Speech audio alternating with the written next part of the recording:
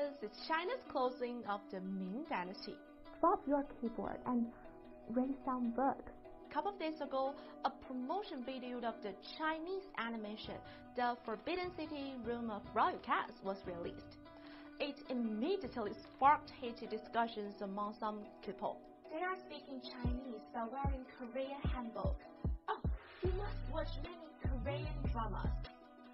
China lacks confidence in its own culture. This is a fictitious rewriting of history.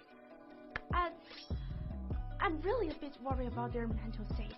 Obviously, what they express is only a feeling of patriotism through keyboard, rather than genuine respect for their own culture. Once again, problems that can be solved with the eyes do not require the use of the brain. They are all Hanfu.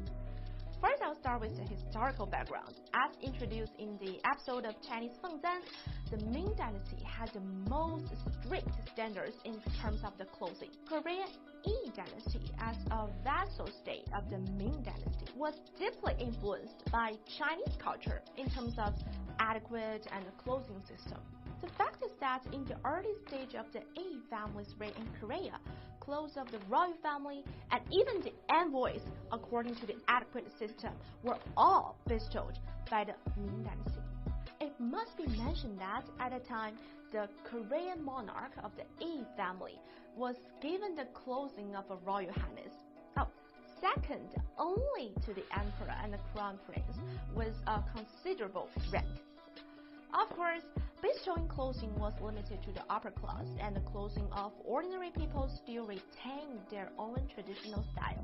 In the later period of East Korea, the etiquette and the clothing system were gradually freed from the influence of the Ming Dynasty and began to develop into a stage of national secularization. A typical example is that the craftsmen of East Korea were unable to restore Diguan, which led to the emergence of the 大手 Taisu as a substitute, just that one. By the way, Diguan of East Korea originated from the imperial reward bestowed by the Ming Dynasty and cannot be restored by Koreans. Therefore, strictly speaking, Diguan does not belong to South Korea. Then, we go back to the promotion video of the Chinese animation. This controversial red dragon robe of the Ming Dynasty is one of the common clothes of the prince and his royal relatives.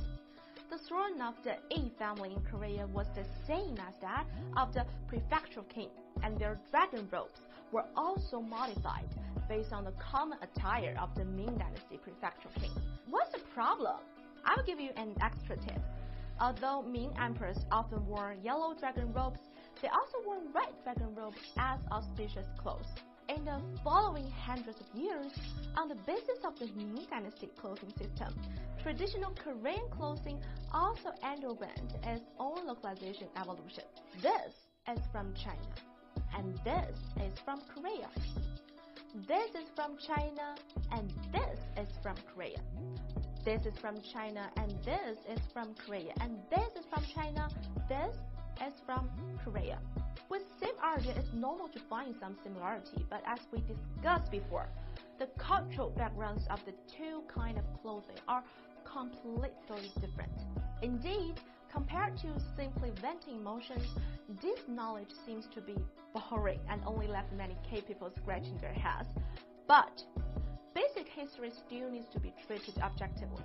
Don't let emotions prevail your reason and the fact, the image of your country. In that case, the gains would outweigh the losses.